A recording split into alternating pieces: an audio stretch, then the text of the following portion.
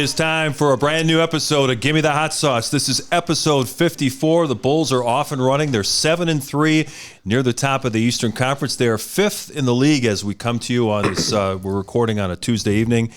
In point differential, they're also 5th defensively in points allowed. So a couple of really good stats to hang in there. And you know, as we welcome in Stacey King and Timmy Whispers.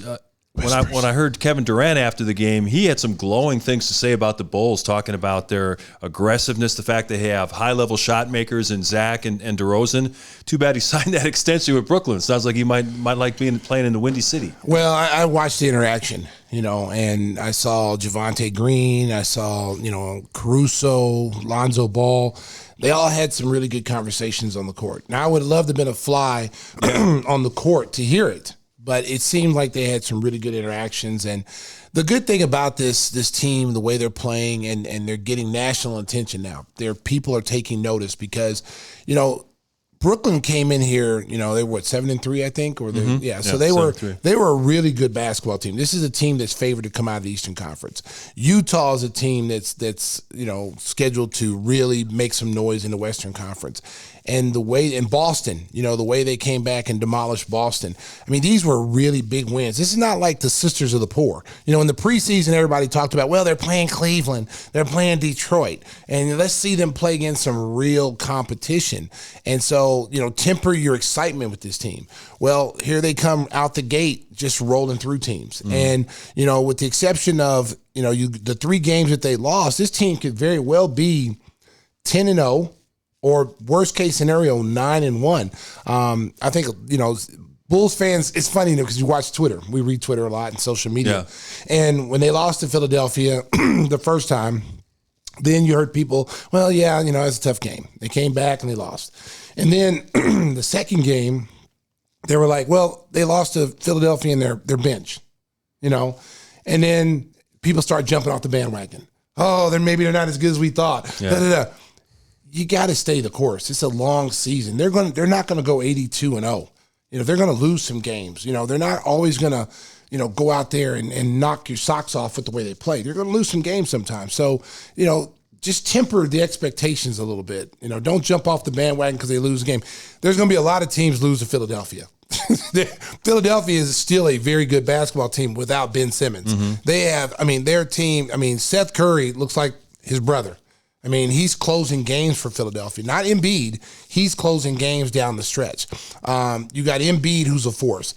Almost arguably the best big man in the game with Jokic. They both are very similar. Korkmaz really hurts. Korkmaz kills us every time, okay? Yeah. Thibault is probably arguably the best wing defender in the NBA. Like, I literally put him as a top 2 defender in the NBA as far as being a shutdown guy at his position. He does a great job on Zach LaVine. You look at Zach's numbers against Philadelphia, and when Thibault's on him, struggles tremendously. So they've got a team that can contend in the Eastern Conference as long as Embiid stays healthy and they continue to play through him. And then they're role players. They're those guys that they have good complementary players. Danny Green, who can shoot lights out. They got some really good players in Philadelphia. So we lose those 2 games. People are jumping off the bandwagon. Okay, we're 7-3. And if you really want to get technical, you go back to the 4-0 in preseason. We won 11 out of 14 games. Mm-hmm. I know preseason games don't count, but it's still, they've won 11 out of 14 games. When have you ever seen a Bulls team over the last 5 or 6 years that can actually say that they've won 11 out of 14 games? Normally, they've lost 11 out of 14. So this is a whole different team, a whole different mindset, and they're fun to watch. We should mention, of course, that Joel Embiid tested positive for COVID-19, and he's going to be out for about 10 days, they're saying, which is going to hurt the 76ers on the court. You worry about the Bulls being exposed. Because he spent a lot of time talking to DeRozan, talking to Zach, and you're like, keep your fingers crossed that nothing comes out of that. Yeah. As soon as that came up, Mark, I was like, oh, wow, this is not good news because, we played them back to back within a, 3 or 4 day period. And, how long did, he have this incubation stage? How long did he have it? Especially the last game at home, which was Saturday. So, and then he tests, positive, I think they were playing Detroit the next game or someone that he didn't play in. But, Yeah, we got to be concerned. Yeah. We got to be concerned because, you had direct contact with a person who now is in protocol. Yeah, and COVID-19's not going anywhere. No, There's no joke. There's and no that's going to be a problem for every team. Regardless if you're vaccinated or not, that's going to be a problem. That's going to be the one thing that's going to derail teams at some point. All the teams are going to have to deal with that. We've already seen some of the teams now have players miss games because they're in the protocol. So, you used to worry about injuries. Injuries hurting your star players. Now you got to throw COVID out there being the most thing that you're concerned about. We're going to talk more about the Bulls with our special guest, Kendall Gill. You watch him on the pre- and post-game shows at NBC Sports Chicago. He's going to join us. He's also going to talk about Jake Paul ducking him once again with the fight coming up next month in Florida, December 18th card. Jake Paul against Tommy Fury, right? Is that the... Yeah, Tommy Fury. Yeah, there you go. Gobble, gobble. That's DJ Pavel out there on the boards. He's on top of it. Absolutely. He's on top of it. Way to go, Pavel. Hey, we want to remind you when it comes to insurance for your auto, home, and business, make sure to contact the king of insurance, our good buddy, nationwide agent Jeff Vukovich at jeffvuk.com. That's jeffvuk.com. And, Stacy's been spreading the love with the jingle. How about sharing it for our Gimme the Hot Sauce audience here? Tim, Whispers. Go ahead, Whispers. Oh, I don't think I have the voice for that. Come on, you can do it, Tim. Let's hear it. We might lose the account. I think, ladies and gentlemen, I'm passing it to Timmy Whispers. I've been in a giving mood, and I'm going to let Timmy Whispers sing the nationwide jingle. Go ahead, Timmy. Nationwide is on your side. What do you think, Stacey? Okay. So you took it back? You know what? That sounded like a little country there. If we get DJ Pavel to put a little backbeat in it, we might be able to use it. Hey, let's have Pavel do it real quick. Pavel's not real happy with that. No, Pavel's like looking at us like, no. Can you do a nationwide is on your side? Let's hear it. Give me the hot sauce. No, Pavel, he's looking at the board. Getting a negative. Ladies and gentlemen, ladies of America, very seldom do I pass the mic to people. And, they got to be worthy of it. I give everybody an opportunity. That might be the last time Whispers sings it, but, but he did pretty good. There was a little country There was a little country in there. Yeah. I'm not big on country. But you passed it for the disappointment. Clay Aiken. There you're right, Clay Aiken over there. Thank you, ladies and gentlemen. Clay Aiken, thank you for singing the nationwide jingle. All right. But I'm gonna sing it for the people. Nationwide is on your side. Woo! That's what you need to hear, America, the Golden Pipes. Jeff Vukovich just breathed a sigh of relief. Yes, he's like, oh where the my hell goodness. is Stacey? Yeah. Where the hell is Stacey? Who's that guy that just said whispers? Well, let him keep whispering because this is terrible. Well, the hair stood up on my neck with that one.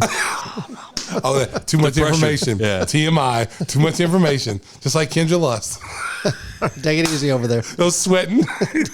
Yeah, let's towel off again. Towel off again? Let's bring the conversation back to basketball before we get completely off the rails. Off the rails, okay.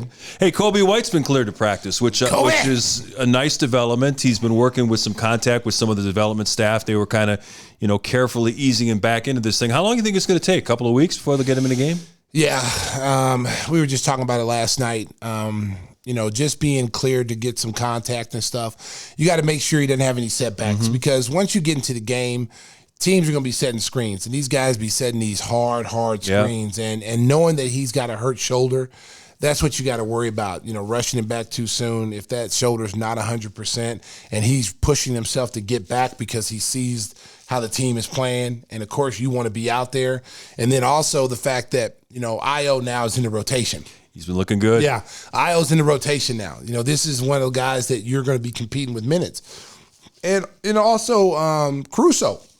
Yeah. So both those guys are figuring into the rotation heavily. So in your Kobe, you're sitting there saying to yourself like, I got to hurry him get back out there. This is not last year's team where you had like Ryan Arcidiacono and you could miss some games knowing that when you come back your spot's safe. Yeah. But not this year because Billy has so many toys in the toy chest to go with.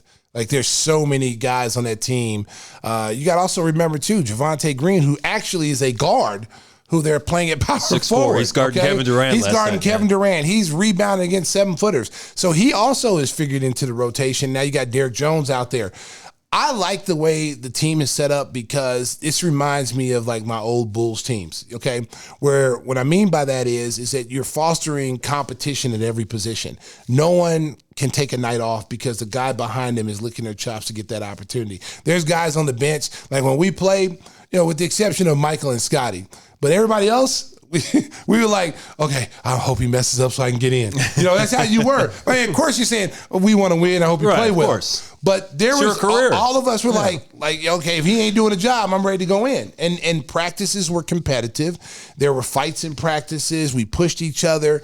We made each other better. And I think this is what you have with this team, is that there's so much competition at every position that even a guy like Zach, Zach knows, even though I'm an all-star and, I was a leading scorer, he knows, like, you got DeMar DeRozan over there now. And if we want to go offense for defense, we can slide Billy can slide DeMar over to that scoring position and throw Io out there on the defensive position. So there's options for Billy if guys are not doing what they're supposed to. And, that's what you want as a team. That's what you want if you're a fan. That's what you want if you're an organization. You want to foster competition. You want the best players out there pushing the best players. Yeah, you look at Troy Brown Jr., who was a former first-round draft pick, and he was in the rotation. They liked him a lot when they came over in the trade last year. He started out in the rotation. Now he's lost his minutes to Io and Derrick Jones Jr. Yeah. I mean, I don't know if it's anything he didn't do. I don't know. I mean, I know that, he took some shots that were kind of ill-advised. Yeah, quick sometimes. jack threes coming off the bench. And that's not his role. His role is to come in and be a slasher. His role is to rebound, run the floor, and that's what happens sometimes is that, guys they don't want to accept their role. You have to be able on a winning team, on a contending team, a playoff caliber team. Everybody can't be the man. There's a pecking order. 1, 2, 3, 4, and if you're a role player, you have to find where you fit in at. And a lot of times these guys come out like, just our team. I mean, our guys on the bench were all college All-Americans, first team. We were really big time players in college, and we're on the bench, and we have to find a way to play. Like we got to find a way to fit in, and it's difficult. It hurts your ego, but if you're a person who wants to win and you'll do anything to win, you'll put your ego to the side and your pride aside, and you'll say, hey, you know what? It's all about winning rings. It's all about winning championships, and that's what Phil conveyed to us. It's nothing personal. It's about winning and winning as a team and winning championships. And that's why we bought into that. Where now in some days you watch some of these teams now, so many guys don't want to be in that role. Nobody wants to be the fourth or fifth or sixth man. Everybody wants to be number one or number two. And so that's why you have so many problems with these teams that don't win, because they can never establish an identity of who the number one guy, the number two, the number three, and the number four guys, and so on. And that's why they struggle. Did I hear you drop a Crash Bandicoot reference? Yes, Crash Bandicoot, baby. Crash Bandicoot, baby. Remember that video, man? Yeah. That it just popped in my mind. Things just pop in my mind, man. Sometimes I scare myself when I'm doing a game because things just pop up. I have no control over them. They just pop up. And so the play was everybody diving on the floor. Because no, it was really Caruso. Yeah. Caruso just launched his body into somebody. I think it was James Harden, and he literally did a 360 spin after he hit him. And that's when I said, "Oh, Crash Bandicoot!" And because it was something that I saw in a video game. I used to play that game a lot, and so it just came out. And that kid Caruso does not care about his body. Nope. That guy will dive on the floor. I don't know if he played football in high school or little league or whatever, but he has the mentality of a football player. Like, he is not afraid to dive on the floor and get his nose in there. He's not afraid to get up in your chest, take an elbow. That's what I like about him, and I think it kind of gets everybody into the game. When you see a guy, headband, oh my God. I'm not a big fan of the headband, but he can wear it when he keeps playing the way he is. Play like that, yeah. But he's inspiring to everybody. When he comes out on the floor, he makes something happen. It doesn't always have to be on the offensive end. It's the defensive end. And I guarantee you, if he continues to get minutes, Mark, if he gets minutes that can regulate him being on the all-defensive team at one of those positions, I would not be surprised if he gets some votes and maybe third-team all-defense, because he's right now tops in steals with Thibault from Philadelphia. So both him and Ball together on the floor together is just deadly defensively. They are lockdown defenders on whoever they guard. Yeah, and Caruso's not starting. Some people say, well, you should move him in the starting lineup. He's in the closing lineup, and that's what really matters. Yeah, it's not about who starts. I mean, I play for guys who got the jump ball. They go out and tell girls at the club, yeah, I start for the Oklahoma Sooners. And then we'd all be sitting there like, yeah, but you just go out there for the jump ball and you go right to the bench. You're like 30 seconds, you're out the game, you know? But it was in their mind, I'm a starter. Right. I'm a starter. Yeah, but you just get the jump ball and you go sit on the bench. Then it's time to go sit down. Stop telling girls that. You know, he's trying to get some brownie points with girls. You know, 7-footer, like I get the jump ball. Like, yeah, okay, all right. You know, I have no control over it. Sometimes it's not enough. Yeah, I'm telling you, dude. But I've always said it's about the closing. Are you in there at the end of the game? That's what matters. You know, it doesn't matter. And minutes. You hear some people that are like, oh, I want to play a starter. I want to be a starter. It doesn't really matter if you're coming off the bench playing starters minutes. And that's what you're seeing guys like Caruso coming off the bench. He's playing kind of starters minutes. Billy has a lot of trust in him. And you see Derrick Jones coming in now. Derrick Jones didn't play like the first, 9 games of the season, counting preseason. All of a sudden, Billy, it seems like he plays hunches. It's like he plays gut instinct. Like he's a poker player. You know what I'm saying? So like he must see something in practice that says this guy's playing better than this guy, and I'm going to go with him if I have an opportunity. Because, as you said before, Troy Brown Jr. was in the rotation getting all the minutes in that small forward, power forward thing. And then, Javonte Green wasn't playing at first, and then he threw him out there. So there's something that these guys are showing the coaching staff in practice that is giving Billy the hunch to play them. Same thing with Io. Io in the beginning wasn't getting any playing time. Io wasn't getting any playing in the preseason except garbage minutes. And I kept telling people, even on air, I said, this kid's going to work his way into the rotation because he plays too hard. He's got a great work ethic, and he's got something to prove. He's got a chip on his shoulder. He thought he should have been a first-round pick. He was one of the best college players, last year in college basketball, up for Player of the Year, a lot of different Player of the Year awards, Big Ten Player of the Year. He was in that race. And then to drop all the way down to, 38? The kid's got a chip on his shoulder, and plus he's from Chicago. You can't, if you live here in Chicago and you're born and raised in Chicago and you played Chicago high school basketball in the public league, whatever, you can't be soft. You can't come out here half-stepping, and he knows that. The pressure of playing at home, you can tell he just accepts the challenge. Yeah, DeMar DeRozan said after the win over Brooklyn, it goes, when Io sneezes, people get excited because he's from Chicago. He's one of their own. So the crowd gets into it. He got a standing ovation last night. And coming off the players floor. feed off of that as well. He was a key contributor in that fourth quarter rally. The Bulls will host Luka Doncic and the Dallas Mavericks on Wednesday, and then an extended road trip out west. Stacey, you haven't packed for a long trip in a while. This is going to be challenging. America. I'm not excited about this. I'm excited about the team, America. Yes, but I'm not excited about this trip because this is, back in the day, I used to overpack all the time. We used to go away 14, 16 days. And that was a circus road trip. Yeah. And that was as a player and now as a broadcaster. And, we've been off for a while now. This will be our first long trip of the year. So I think we're gone like 9 or 10 days. You got both lost LA teams we're playing. We've got Portland, Denver, and Golden State on this trip. So it's going to be a tough trip. It's going to be a tough trip, and it's always been relatively a tough trip for all of us when we went out there. Even the championship years, the West Coast is always tough. If you can come back one game over 500, that was an amazing trip. But this team, I think is going to do a lot better than what people think because I said this, last night. Styles make fights. Matchups. Will also determine how well you do, and as long as they're playing teams that play that small ball type of game, which Golden State does, the Clippers are doing that now. Even though they play Zubats a little bit, but they go to that small lineup as well.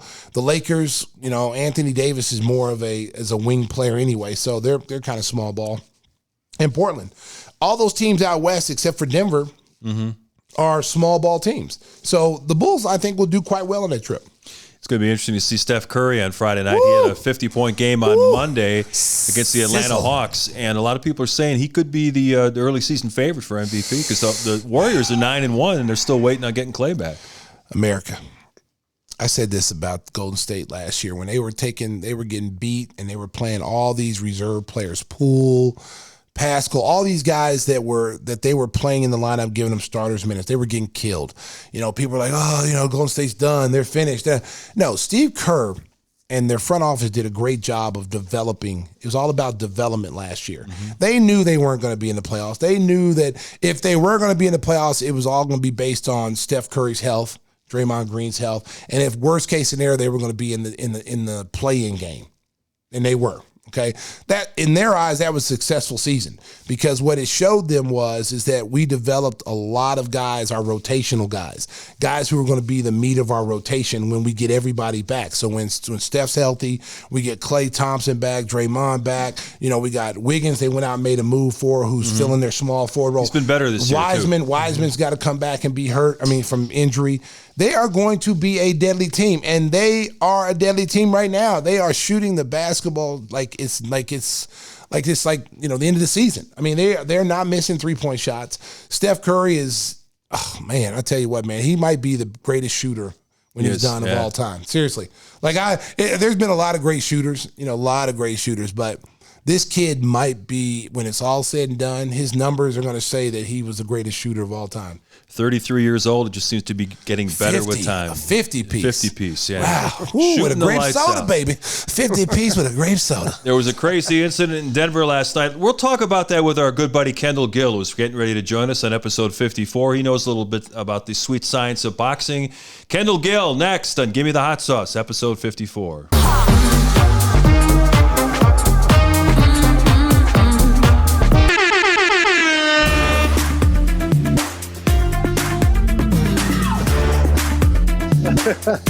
Oh, yeah, we are excited to welcome in our next guest. The Boom Boom Room. Oh, baby. KG, what do you think about that music? Our guy Pavel on the board is really doing a job here. Mark, I like it, and that's the first time I've seen you bop your head up and down.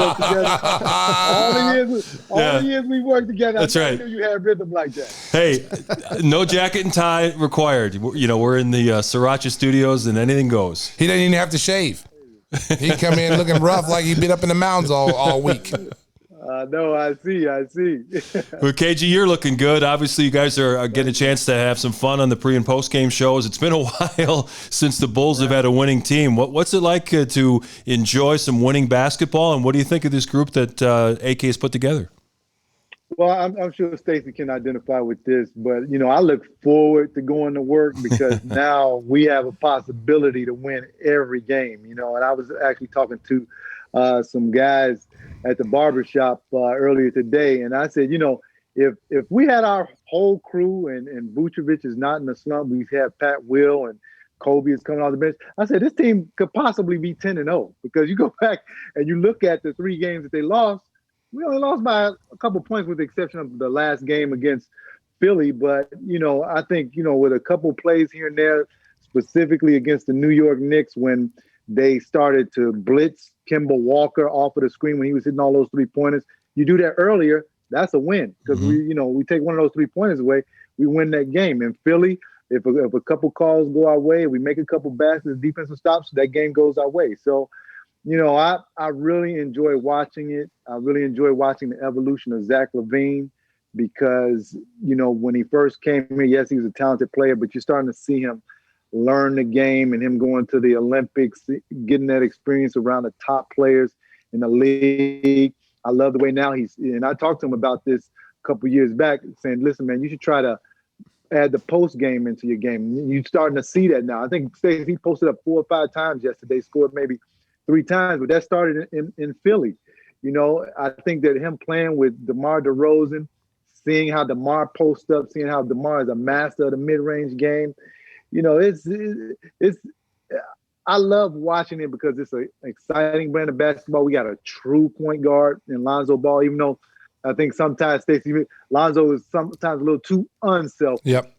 A couple of times he passed up some shots yesterday when he should have shot the basketball, but I love when he gets the basketball, how he can push it downhill, looks up. Actually, he caught Zach on a play when he was looking up yesterday. Zach finished up with the dunk. I think that, these guys love playing with each other. And Stacey, you know more than I do because you're around them. You on the planes with them, you see them up close in person. That's just my view from the studio. But, I think they like playing with each other. I think they like playing for the coach that they're playing for. And I think they love playing in this city. 3 free agents, I bet you they're looking, hey, man, what's going on in Chicago? I mean, we got DeMar DeRozan. Yeah, I saw that last night, the interaction with Kevin Durant with Javonte Green was talking to him, Zach was talking to him. And it wasn't just kind of like, yeah, we had fun at the Olympics, whatever. You could tell that Kevin Durant and some of these other free agents are watching what Chicago is doing. And this is, AK and Mark and, JJ Polk, those guys realize, when you put this type of talent on the floor in a city like Chicago with the history that the Bulls have and the organization has, it's going to attract some free agents now because these guys are going to look and say, wait a minute, hold up. Why am I going to break my neck to play in the Western Conference all the time and have to go through certain teams every year when I can go to the Eastern Conference? This team is maybe one player away from getting to the finals on a yearly basis in a great city. Mm-hmm.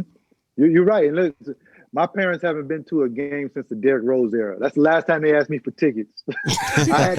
I had to get them tickets the other night when Philly came to town. My mom and dad, 73 years old, man, they up there cheering and everything. And that's what I think that this team has brought the excitement back to the city because I can't go anywhere. Everybody's talking about the Bulls. I was at the stoplight after dropping my son off at school. The guy wants to pull over and talk to me about the Bulls. So, we need to get Vucevic going. I was like, yeah, I know. I was like, he'll be all right. I was like, he's an all-star. Don't worry. They all-stars work themselves out of that. Yeah, that's one of the things that, you go back and you count preseason games. They won 4 games in the preseason.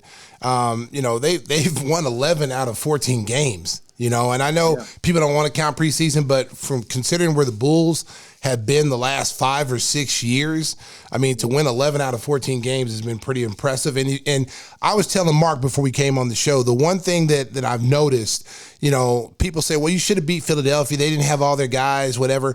The problem that this team is going to run into, and you didn't see it last night because Brooklyn doesn't have an overpowering front line. They don't have that dominant big that can, demand double teams, that can go out like Embiid did. Embiid causes everybody problems. And when he is engaged and wanting to play like he was those 2 games against us, even though they had that second game, they were missing Thibault, they were missing, Danny Green, but they played basically with their second group. He made such a huge impact on that game that it made it hard for us to win. And then when Vooch only had 4 points, that doesn't help the situation.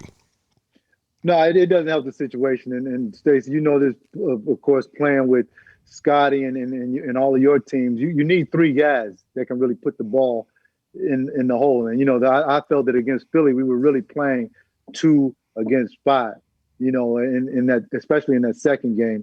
Vooch, of course, all of us as NBA players go through slumps, and Vooch is going to come out as I hope last night at the end of the game, that was the beginning of him coming out of the slump. But, you need guys that can score the basketball. And actually, you need to be able to do it as a team, too, because we had 6 guys in double figures yesterday. We beat a Brooklyn team that's 7-3. We caused them problems because, offensively, we could come at them in many different directions. And I tell people this all the time. The Bulls defense this year is not like a regular defense where it's designed to stop you. I think that the Bulls play an attacking defense. Whenever I play like against Grant Hill, guys, even Michael, Scotty, I always used to like to attack them because they're not used to being attacked on the defensive end. And I think that that's what the Bulls, when they do that, they cause turnovers. They get out on a fast break. Everybody gets involved in the game. You see those alley-oops and everything. Caruso and Io, I think are perfect for that. And also, I'm thinking, I said this on there the other day. I think Lonzo Ball is first team all defense. Yes. The way that he gets his hands on balls and he takes it. Last night he took Harden, got a couple early fouls, but still Harden didn't have a particularly big game, And I think that's also rubbing off on Zach as well. I haven't seen Zach play defense like this ever in his career. Kendall, with your boxing background, what did you think when Joel Embiid almost killed Lonzo Ball the other day? He's just throwing his arm out in frustration. He hit him on the top of the head. He just grazed him. But can you imagine if that punch would have connected full on? from a 7'1", 275, 80-pound man, Lonzo would have been laid out. But it lets me know Lonzo's been watching Floyd Mayweather the shoulder roll. Yeah. He rolled the punch the right way. He did, yeah. Mark, he rolled it the right way. He took a lot of. And then Joel's puts his arm around him and saying, I didn't mean to. It was all good. He's talking to DeRozan, and he had to be sweating that out because you know how these rules are now. They could have thrown him out on a flagrant 2. He'd been out of the game. They throw him out. he should have got it. He should have got a flagrant 1. Yeah. Because that could have been. I mean, that could have been disaster. That could have been a Rudy Tomjanovich situation because Zoe was coming in full speed, and and then he turns in and he's mad because he turned the ball over, and then he just flails a punch. And had he not moved, had he just kept coming forward, I mean, he might have been out for the season. Yeah. I mean, that's no, really, that's the truth, Stacey. That is the truth. Yeah. Yeah, I mean, it was very dangerous. And, I get you're frustrated. We all get frustrated. But you got to remember, you're an NBA player with 12 other people on the floor, including the referees, okay? And people are moving. People are everywhere. And for you to swing like that, just like when Metal World Peace did that to James Harden at one time in Oklahoma, he was in Oklahoma City, and he's upset, he didn't get a call or whatever, and he comes back and swings the elbow and clocks James Harden in the head. Man, you got to be very careful when you do that kind of stuff because there's not a lot of space, especially for a big guy like him who's like 7'1", 280 pounds, and he's got long arms too. I mean, he's lucky that didn't really, really cause some serious damage. He is because that was a full swing. Yes. I mean he got a wind up. It wasn't like it was a short punch. That punch was coming from Kankakee. Man? And if he had hit Lonzo, man, and you're absolutely right, Stacey. That's how guys get their jaws broken. Yes. And when you're coming at a punch, it doubles the force. Yes. So oh my God, I'm so glad that didn't happen, man. For both Lonzo and Joel Embiid, that would have been bad. How about the situation last night where Jokic took that run at Markieff Morris, and now the Jokic brothers want to have a big rumble with the Morris twins? It's crazy. I mean, Jokic tried to apologize afterwards, but he knew he was right though. He knew was exactly right. what he was I would doing. have done the same thing. Yeah. I'm not gonna lie. I'd have done the same thing because he was coming down the floor, and Morris, if you want to hit somebody and foul them to stop the play, you know how to do that. He was deliberately coming over there, and they got a reputation. The Morris brothers have a reputation of trying to play bully ball on people. And he literally came in and dove his body into Jokic.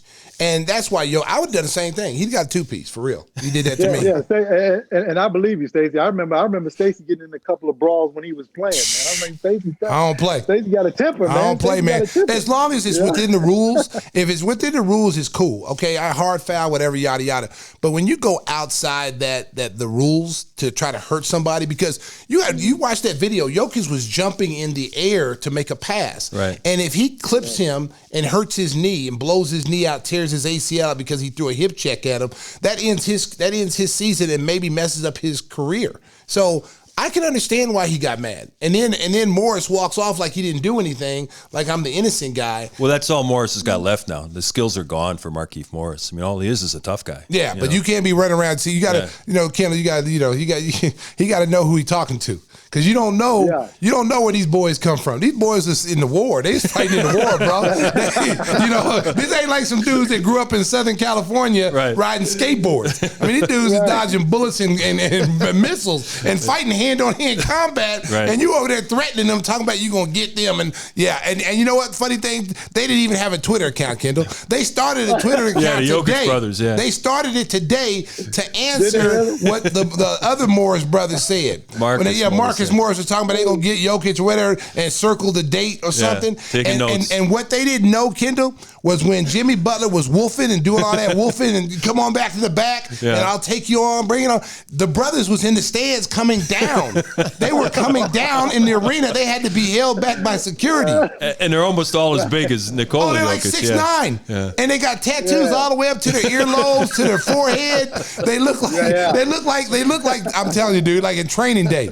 I was telling Mark, I said, Jimmy gonna be going to go get something to eat, and somebody gonna pull up in a black van like they did Denzel and snatch him up. Yeah. You better leave them boys alone, boy. Them Jokic boys, they all about that smoke. They about that life. Yeah, I know. And the Morris twins, it's the saying, everybody wants to be a lion until it's time to do what lions do. Yes. Now he initiated that. if you're gonna do that, you gotta understand that guy can come back. And Jokic has gotten into a few altercations in the league. But he's not a punk. No. So you gotta know who you messing with and who you're not messing with. And what I wasn't surprised, because when you punch a bully in the mouth, they go away. I wasn't surprised to see Morris just stay on the ground. Oh. Yeah. He acted like he got whipped. They had to bring Paul Pierce's wheelchair out for him. Because normally that situation, kiddo, if someone did you like that, you bouncing off the ground and coming back right back at him. You know what I'm saying? Because unless he got whiplash and he needed a turtleneck, I thought like he did a lot of acting yesterday, because then he realized like, oh man, I don't really want to fight him. Jokic came right back at me. I was thinking he was just gonna let this go. Oh, what do I do? Right. Hey, that reminds me of when Ben Wallace pushed Ron Artest. Ron Artest wouldn't fault the guy up in the stand. Yes, went up there and Ben fought. Wallace. Exactly. Why don't you go address Ben Wallace? Yeah, you don't want to fight Ben Wallace. You want to go fight the dude that threw popcorn. That's a financial advisor. You want to go fight that dude. You don't want to fight the big dude with the afro that was just throwing everybody out the way to come get you. I say everybody's tough, man. Everybody's tough until you got to be. That's why I tell people all the time, man. You leave people alone, bro. You don't know what people are capable of doing. Sometimes on Twitter I have people challenging me. I said, don't let the nice suits and the educated voice fool you. Because I put these things on you. You roll up on me and tell me, I'll come see you at the United Center. Oh, please do. Please, I wish you would. Stacey, just don't do it in the newsroom. No. Yeah. See, that's another thing. See, Kendall, kids, see, they didn't know. See, everybody, we're not gonna mention any names because I'm not giving that guy any credit. But he thought Kendall was soft. He saw Kendall say, Kendall looked like a GQ model. He think he's soft, so he tried Kendall. And he found out really quick. Yeah. 2-piece with no biscuit. It's not what he wanted. When it happened, he was like, it's like how when someone does something, they know they're wrong and they wait for everybody to break it up. Like, I'm gonna get a little jab in and then hope everybody breaks it up. Right. Well, it never got to that point. He never had a chance. No. He never had a chance. He get pop. Oh, wrong idea. They're still wiping blood off the wall. Oh man, yeah. Hey, but I have my bodyguard. I have my bodyguard by the name of Mark Chanel. Yeah. So he stepped in the middle. Oh man. I don't advocate violence, America. No, we don't. I don't look for trouble, America, but I sure in the hell don't run. If you bring it to my doorstep, you better come with it. Okay. Well, speaking of guys that are avoiding conflict, what's going on with your guy Jake Paul? He's been running from you for over a year now, it seems. Well, over a year. I mean, ever since Nate Robinson got knocked out, which I felt Nate Robinson should have never been in there. Jake Paul is trained, for over 3 years now. At the time he fought Nate, he had been training for 2 years. And, you can't get in there as a novice. Yes, you're a great athlete, but it's a reason why boxing is called the sweet science, okay? And you cannot get in there with somebody that's experienced, or your fate will be just like Nate Robinson's. Now, after Nate was knocked out, I called Jake Paul out. I got 4 professional fights.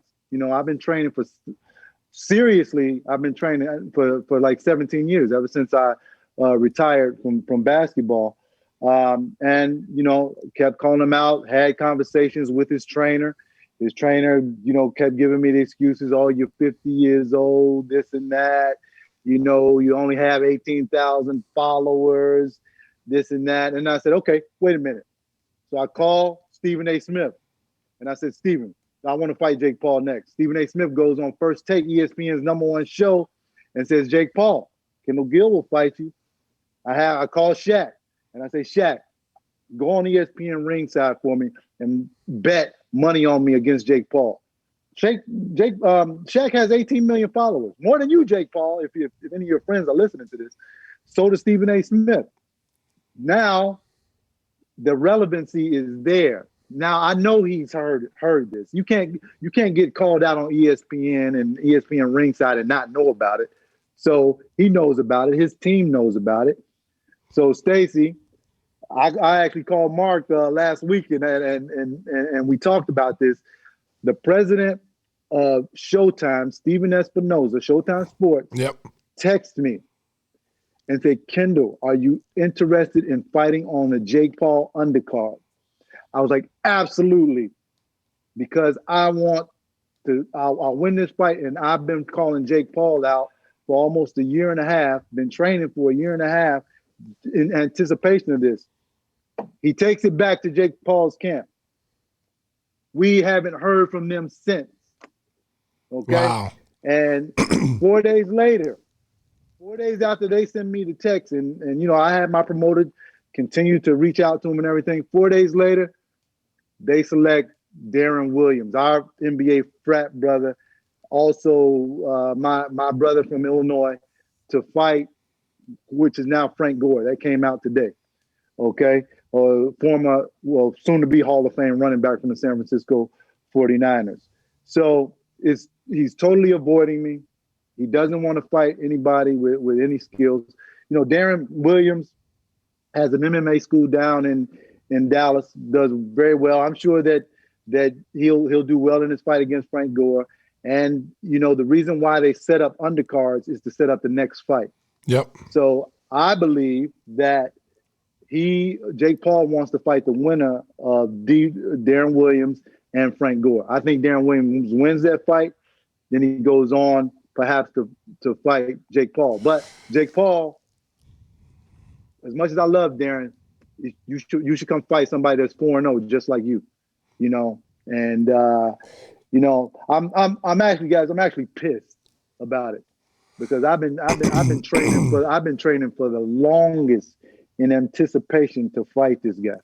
I just got back together, you know, and I'm still, as soon as we heard from Victor Espinoza, me and my camp, we immediately went into training camp.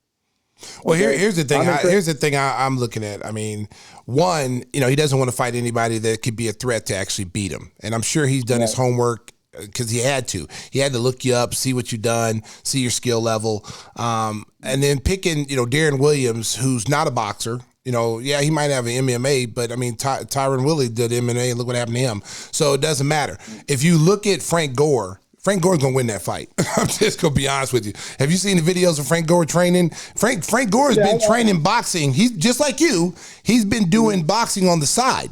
He's got some skills. And so I think what they're doing is they know that Frank Gore is going to win, and they want Frank Gore to look impressive beating Darren Williams. So then that can promote the next fight. You know, if you just like Tommy Fury, they wanted him to look good in his undercard fight. Now look, and remember, Paul said, "I don't want to fight him. He didn't look good, yada yada." But he ended up having all these followers because of his brother Tyson Fury, and so it was entertaining. You know, the heavyweight champion of the world's brother. So yeah, let's get that. It's gonna, you know, it's gonna be, people want to see that because it's Fury. So I think that's why they moved him up, because he had no intention on fighting Fury, because he's like, it's not gonna do me any good. But when his brother beat Wilder, it just made sense. And then Fury's going to be in his corner. Tyson Fury is going to be in his brother's corner that fight, which in turn is going to bring even more publicity in for them. So that's why they took that.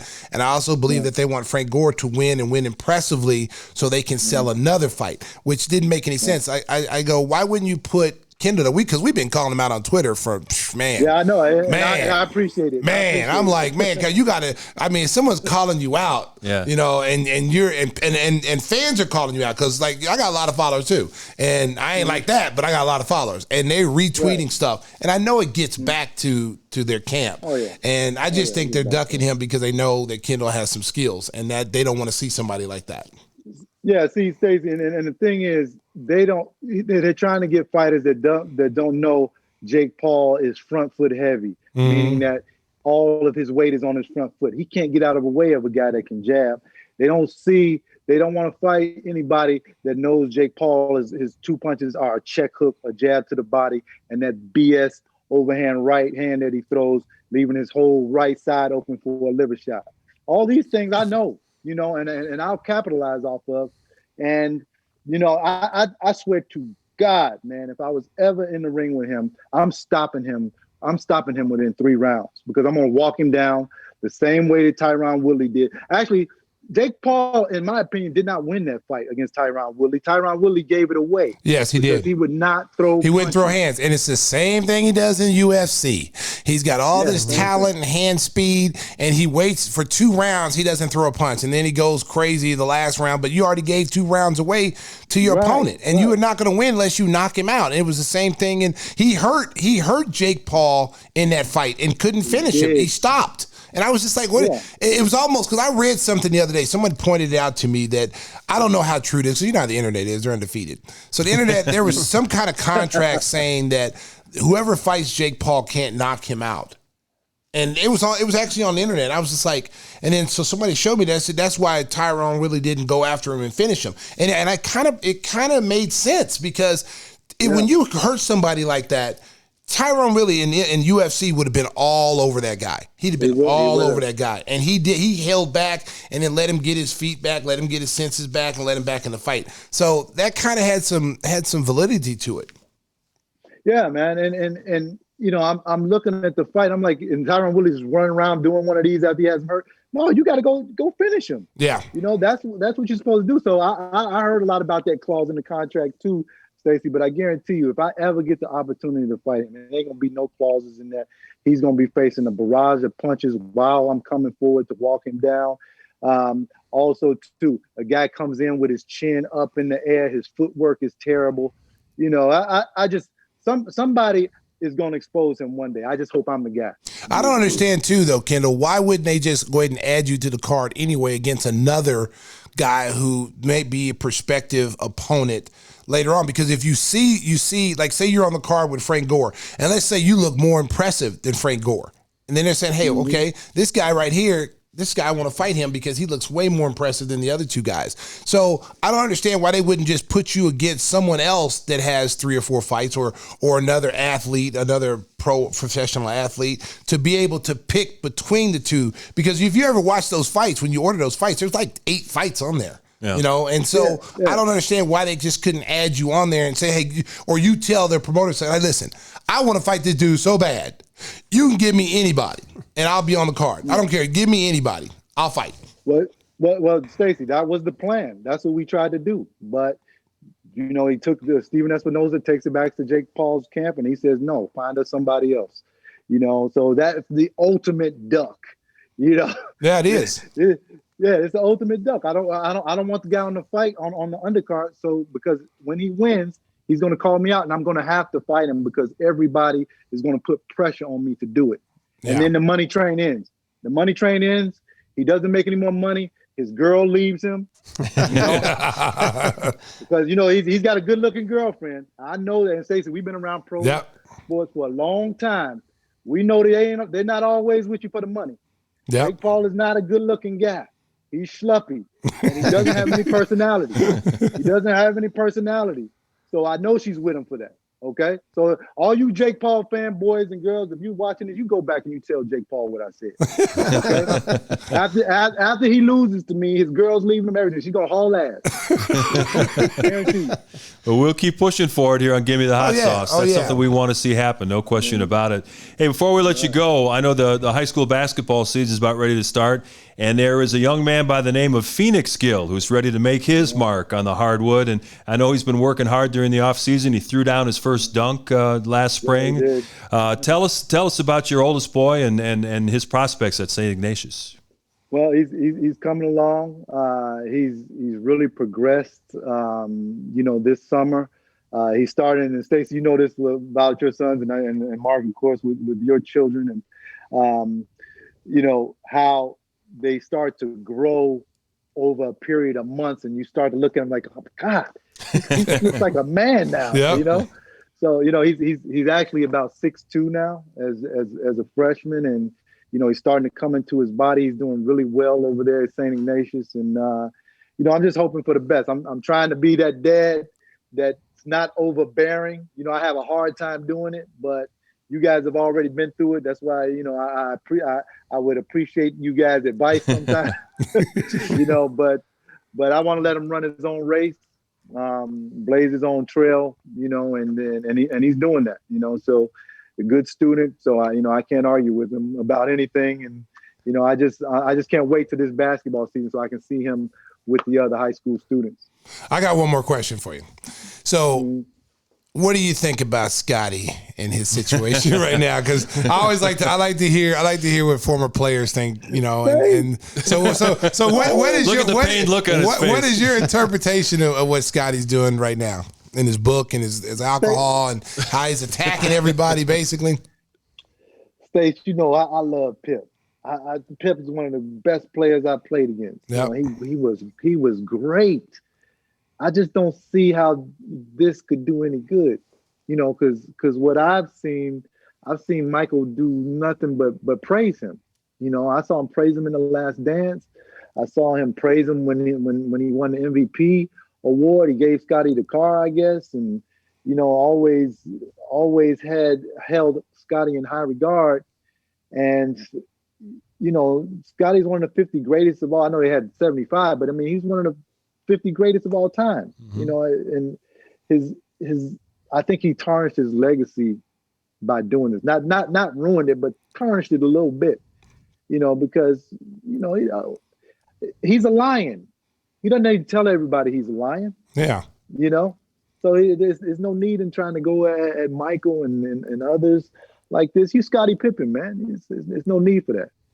Yeah, I was a little caught up. I love Pip. Pip's my boy. I love him too, yeah. I mean, one of my best teammates. And, I've kind of stayed neutral, because people always want to enter, Stacey, what do you think about this? So I kind of stayed neutral. I liken it to this, Kendall. His vision is different than our vision. You know what I'm saying? Yeah. The way he sees things, the way he experienced it, his experiences are different than the way we see it. Okay, so what he's saying is the way he actually felt and how he sees things. It doesn't necessarily mean it's right, and we don't all have to agree with it, but that's his opinion, and I respect that.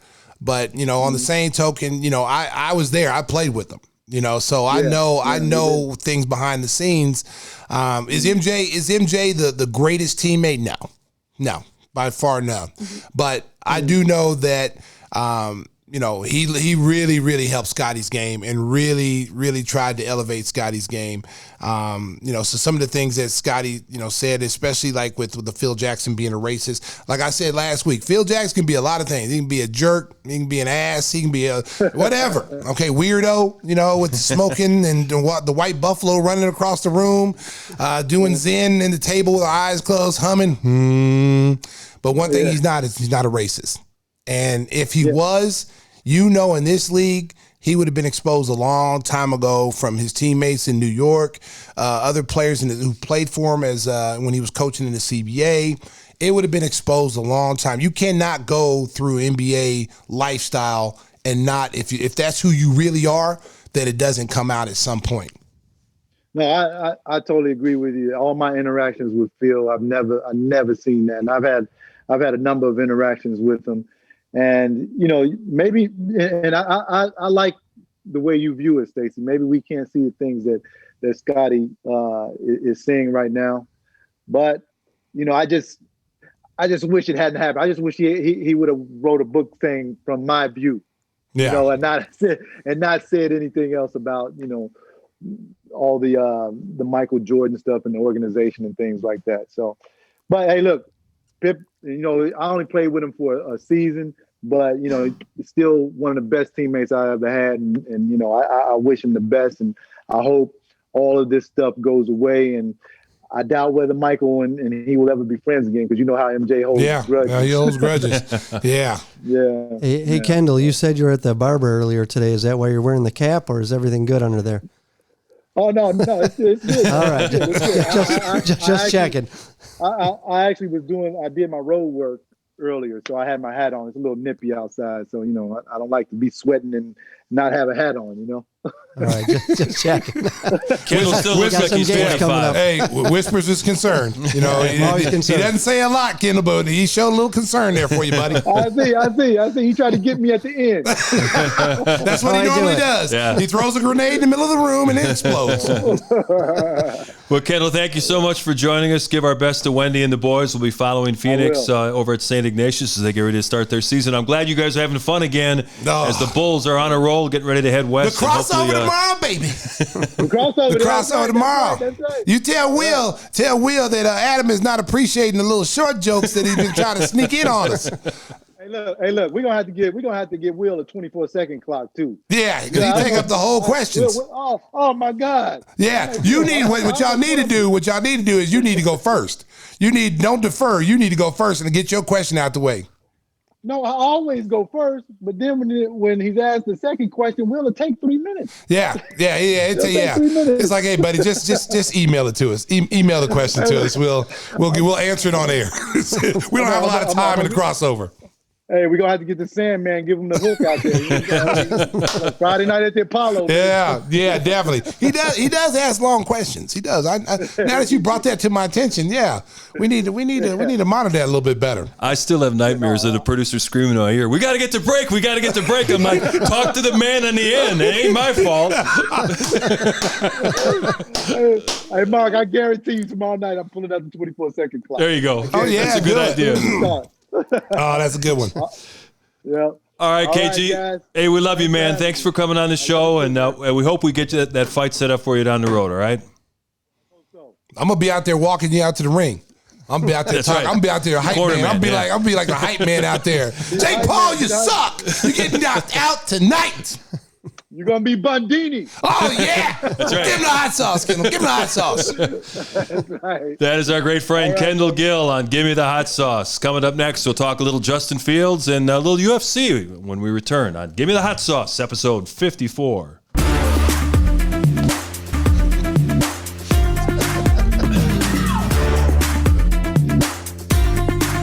We are back, episode 54. Give Me the Hot Sauce. I want to thank our good friend Kendall Gill for joining the show. And Stacey, we got some other people we want to thank, don't we? Yeah, I want to send a special shout out to our sponsors, and here we go.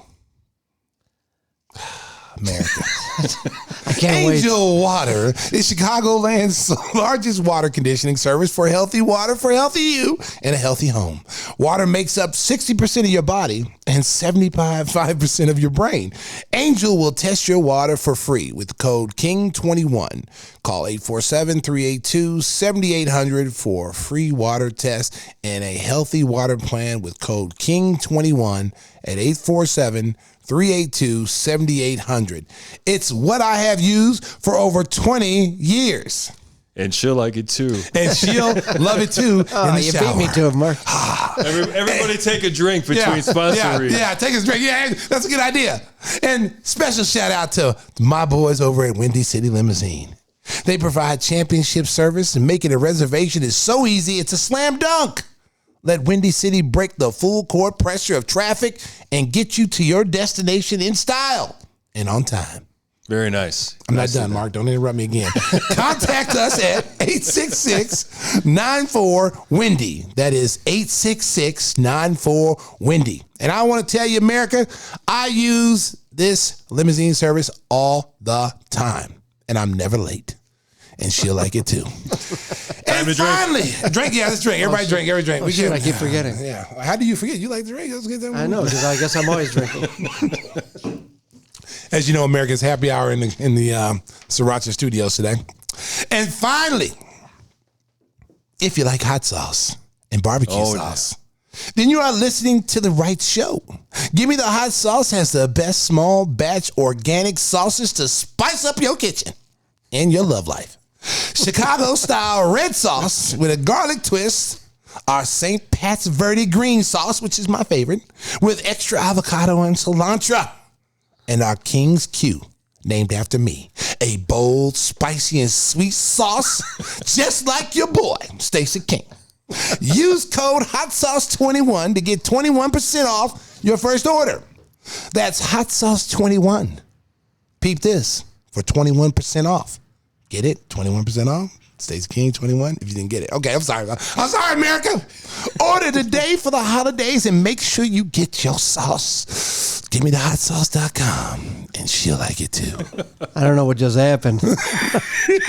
I ad-libbed. See, America, they give me these reads to read, and sometimes, I have to spice it up. I have to add my own little special sauce. Like when I do Bulls reads, I can't do that.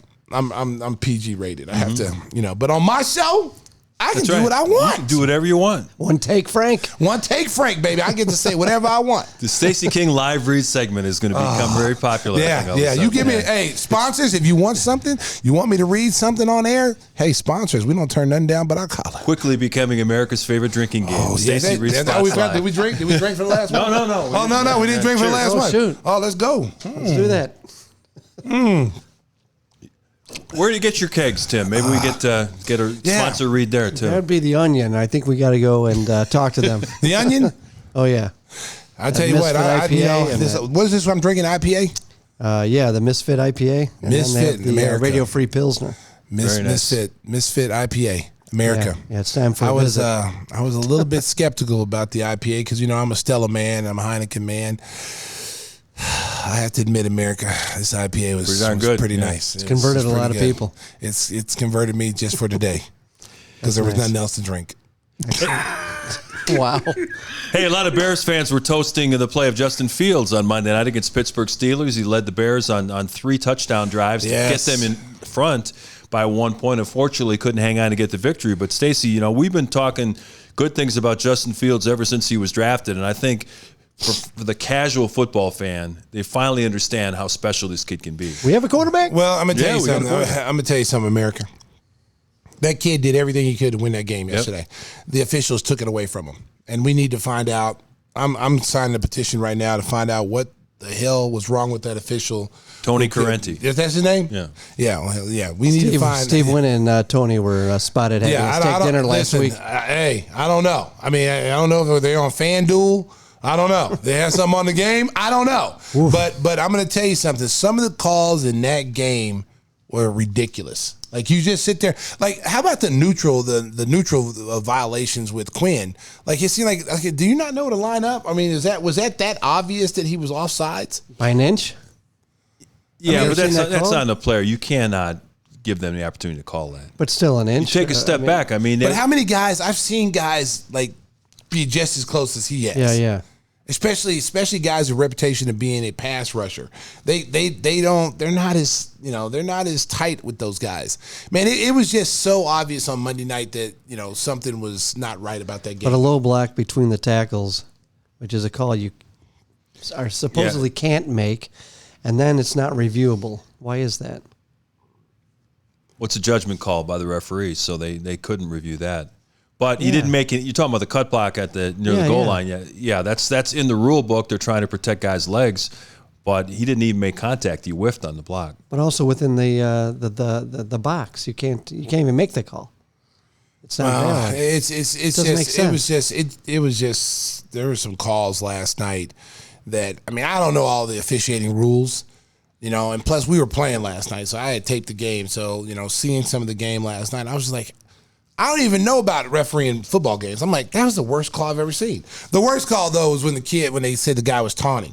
Right. And then they didn't throw the flag when he was looking over at the sideline. How many people have you seen look over at the bench? How many times have you seen someone make a spectacular play and look over at the other team? But have you ever seen that though? Ever? I've never seen watching game taunting after a sack for a celebration. No. Games. Never. And that's just like, then if you're going to throw a flag on that, how about all the celebrations? When someone does something defensively and they run all the way down 75 yards to go to the end zone and start dancing or row your boat. Or Aaron Rodgers yelling, I effing own you. Yeah, I own you. Yeah, it's like you were selective. They were selective on their calls that they were making yesterday, and it really didn't help the Bears, and it's sad because, like when the dude, they didn't throw the flag when the guy was looking at the Steeler bench. Now, the reason why the guy was looking at the Steeler bench was because he played for the Steelers. Okay, he got cut by the Steelers, and he was on the Bears practice squad, and he just got activated due to injuries or whatever. And so he wanted to show that he got a sack, he was in on a sack or whatever, and he wanted to show Pittsburgh, like, yeah, this is what you gave up, But he wasn't pointing fingers. He's just looking at the bench. There was no flag thrown then. It was when he started to run off the field And then the official, what's the name again? Hip checked him. Yeah, Tony Correnti. Tony Correnti had, like, he was a gunfighter. He had his hands on the flag. And as the kid ran by him, he literally hip checked him, and then the kid bumped into him, and then the kid took three steps away from him, and he threw the flag. That was the craziest thing I'd ever seen. And I was just like, okay, this guy's on FanDuel. Well, the Bears coaches weren't very Rose. happy with Cassius Marsh after that. When he came to the sideline, he got aired out by some of the coaches. So they knew that you can't take 5 steps towards the other sideline and just stand there with your arms folded. I mean, that's taunting by the way. Yeah, you know what? But think about this, though, Mark. If that would have been, let's just say that would have been, one of the top players, defensive players on the team, that call would have never been made. Let's go with T.J. Probably Watt. right. After the celebration. T.J. Watt celebrating the sack. Aaron Rodgers saying, effing own you. Yeah. I mean, think about everybody who gets sacked. There's somebody doing a sack dance. That to me is showing up the quarterback you just sacked. You're digging dirt and throwing it on him. I mean, what's the difference? Doing a hog tie move. You can't be selective about what you're going to call certain things and not call certain things. You called that because it was a no-name player. If that would have been a superstar player, they would never call that, and it would have just went on. If that would have been, let's say, Roquan Smith, he sacked the quarterback and he just stood there and posed, that call would never have been made. Nope. But the reality of it is now the Bears let 2 winnable games against the 49ers and the Steelers slip away, so they're 3-6 and looking at wait till next year time as I don't Justin care, Fields Mark. continues to develop. They look good. The offense is getting better. That's all you want to see if you're the front office, is that they're getting better every week. They're putting themselves in position to win these games. They just can't close them out. And so as long as you're seeing Justin Fields, because that's the whole key right now, is Justin Fields' development and his continued development. Is he getting better every week, which we're seeing that right now. They're not, I mean, he came back and had a game-winning drive, basically. They left too much time on the table for Ben Roethlisberger. Mm-hmm. If that had been any other quarterback, the Bears probably win that game. But that's a veteran guy who's had over 50 games where he's had game-winning drives. So I think he tied, he's in the top 3 as far as game-winning drives. So this is a guy who's been in that situation before. A minute and 40 seconds is nothing to him. All you got to do is get him in field goal range. They were only down 1 or 2 points. Yeah, 1. So I mean, it was an easy play. They had left too much time on it. But you had to be excited if you're a Bears fan because Justin Fields went on a touchdown-winning drive, and they scored a touchdown. And the way he scored that touchdown, getting out of the pocket, rolling to his left, being able to just square up and use his athleticism to find the receiver in the corner of the end zone. That was a great catch by the receiver, getting both feet down. I'm sold on him. This kid's going to be special. I think personally, and I was talking to somebody about this the other day, just watching Lamar Jackson. And Lamar Jackson now is becoming a complete player. He's just not a running quarterback anymore. You've got to, he's got weapons around him that he can throw the ball to now. And he's got a running game that keeps people honest, and he can still run too. So, if I'm the Bears, I'm looking at probably putting a system in that's kind of similar to what they run. Now, Fields is not the runner that Lamar Jackson is, but he's going to be more of a pocket kind of quarterback. But I would put him in situations where he can use his athleticism, when he can get around the pocket, read, and he says, hey, you know what? Pressure's coming, I'm taking off. Because he looks to pass first. He doesn't look to run. He stays in there, hangs in there. All of a sudden, no one's open. I'm gone. I'll take 5 yards compared to giving up 5-yard sack. Yeah, and that kind of speed is elite. I think they timed 4-4. Yeah, so he can get out of trouble. There's no question about it. It'll be exciting to watch his development as the Bears have a bye week and then they progress over the last 8 games of the 17-game regular season. You had a game on Saturday night at home against the 76ers. Did you still buy the UFC Fight Night card? I sure did. Yeah. Anytime the boys come over and make some popcorn and order pizza. Yeah, they did. Everybody came over, and I had the game, so I had to hurry up and get home. And the good thing about, again, moving closer to the city is that now I'm 6 miles away compared to, being 35 miles away. Because they were so surprised that I got home so quick. Oh man, Dad, you got home really quick. I go, yeah, that's the advantage of being closer. Yeah. But I tell you what, every time I think that the UFC has a great card, like this, the best card I've seen, they always seem to top it. This was one of the best cards that I ever seen. You got a chance. There was 2 championship fights. Usman versus Covington was as good as advertised. Rose and Zhang was as good as advertised. Yeah. But the fight of the night, in my opinion, was Gaethje, Chandler. Michael Chandler versus Justin Gaethje. It was a knockdown, drag out fight. I mean, it was old school, like gladiators in a coliseum. It was awesome. It was like no one took a step back. Everybody was coming forward. It was just well away. I'm sure some of them got CTE afterwards because there was nothing but there was nothing but headshots. Afterwards, they got CTE because there was nothing but headshots. There was hardly. I mean, there was some body shots, body kicks, but it was straight headshots. I mean, they were teeing off on each other. And Chandler at the end of the fight, I thought he was winning going into the third round, and it was a 3-round fight. It should have been a 5-round fight, but it was a 3-round fight. I thought Chandler was winning, and then his ego got in the way, and he wanted to show everybody that I can bang with this guy, and that was a big mistake because that kid Gaethje is on a different level when it comes to fighting. I would like to see either one of those guys fight Conor because I believe those guys would actually stand toe to toe with Conor, and that's what Conor wants to do. Conor standing up would be a great. That'd be a great fight, and I would think Conor would. I think Conor would stop Gaethje. To be honest with you, I really do. He can take a beating. He can take a beating, but I think Conor is on a different level when it comes to power. Yeah. I just think he's on because when he hits you with that left hand, dude, like. You going out. I mean, he and Poirier, I'm telling you, I thought he was winning that fight before he broke his ankle. He was winning. He was winning that fight. Yeah. And had that fight been able to continue, I don't know, maybe he would have stopped, maybe to stop Poirier. But I tell you what, man, I was highly impressed with that card. It was a lot of fun. And I'm a big fan of UFC. The boxing, boxing used to be the main thing. Everybody loved boxing. And what's really crazy is, since we had Kendall on the show earlier, it's funny now because all these YouTubers fighting they're getting more attention than actual boxers. I got a chance to see. Making big money, too. I saw Canelo Alvarez fight this past weekend as well. And he was fighting for another world title. And he's fighting the guy, Caleb Plant. I think his name, Caleb Plant. Yeah. And this guy's never been knocked down. Caleb Plant's never been knocked down or knocked out or never stopped. And Canelo just showed you, like, he is the real deal. Like, he beat this dude down, stopped him in the 11th round, and it was an amazing performance. And he doesn't get the credit that he deserves as being pound for pound, like, the greatest fighter. When he's done, I mean, he's won 60 fights. I mean, it was his 60th fight. I think he's 59-1. The only loss he had was to Floyd Mayweather. And this is when Canelo was young. I don't think Floyd Mayweather I don't think he would want to fight him now because I think he would stop Mayweather. I think he would actually knock him out. He's a redheaded Mexican. That's a tough combo. Wow, that's racist. No, what? He said a redheaded Mexican. Jeez, what do you think, Mark? Is that on the line? No. What? Is it because you got red hair? Yes. Wow, okay. Then say that. Don't say he's a redheaded Mexican. Yeah, exactly. Just say he has an advantage as what does redhead have to do with anything? Is he Mexican or not? Yes, he's Mexican. Is he redheaded? Okay, let's clarify this. Oh my God, you sound like Aaron Rodgers all of a sudden. Jeez. Oh yeah, you gotta be kidding me. Yeah, you know what?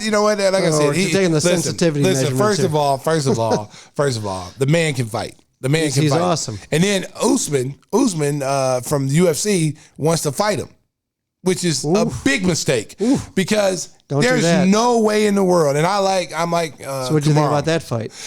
You know what? I tell you what. I thought it was a draw. I thought no.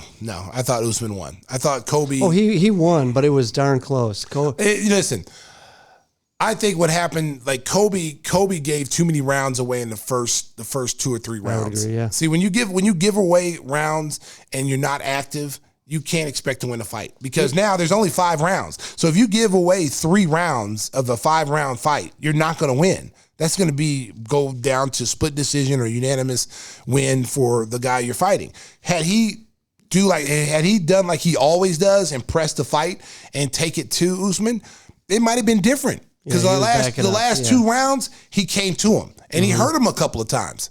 I don't see anybody, honestly, when you watch those 2 fight, they're 2 of the best in that division. I don't see anybody. It was a brawl. I would actually pay for a 3rd fight. That's how good. That's how good the fight was. Yeah. I would actually. There's not too many times, Tim, you go, I don't want to see that fight again. That would be a fight I would see.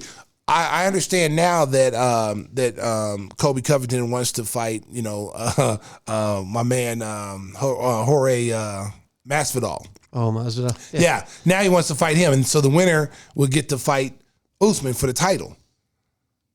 And Dana White made an interesting thing. Dana White made an interesting comment the other day after the fight. He said Usman is the greatest welterweight of all time, and I had to disagree with him. No, I had to disagree with him because I think GSP is arguably the greatest welterweight of all time. And when they put the numbers up, comparing the two, that's just pure promotion. How many championship guys that they fought, how many title contenders they fought. GSP was beating them like by at least 7 to 8 to 10 different categories, and I was like, GSP arguably is the greatest welterweight of all time. He's looking to come back. So yeah, but you know what? He can't. You know 41 what? I don't. He don't want no Usman right now. Yeah, you know what I'm saying? He beat Bisping. Mm-hmm. The Bisping has one eye. You can beat him with one eye. At least not one arm. Oh, there you go. No, don't go there. There you go. See, this is what I'm talking about right there. Hey, another cheap shot. While you guys were talking about UFC, I was waiting for the live reveal of the week 2 of the college football rankings. And I thought I'd have good news for you, Stacey. I do not. For the second week in a row, your Oklahoma Sooners check in at number 8. 8. Are you serious? Yeah, just okay. Wait a minute. How is that possible? Because Michigan State lost. Yeah, they should have moved up anyway. I thought for sure they'd be 4th. Actually. Oh my God. Are you serious? Because everybody that played last week pretty much looked bad except for Georgia. Michigan State lost. Yes. Alabama looked bad against LSU. Ohio State struggled against Nebraska. Oregon struggled against Washington. And Oklahoma moved up in the rankings in the AP and the coaches poll because of that. They had a bye last week, and everybody else kind of stunk it up, so they moved up. I'm just looking at this live reveal now. They got Georgia, Alabama, Oregon's 3, Ohio State's 4. Okay, but who's in front of us? So Cincinnati's there. Yeah, I've seen 5, 6, and there? 7. So you're going to see, 5, 6, and 7 are going to be Cincinnati, Michigan, and Michigan State. Wow. Man. Hold it. Did you say Michigan State?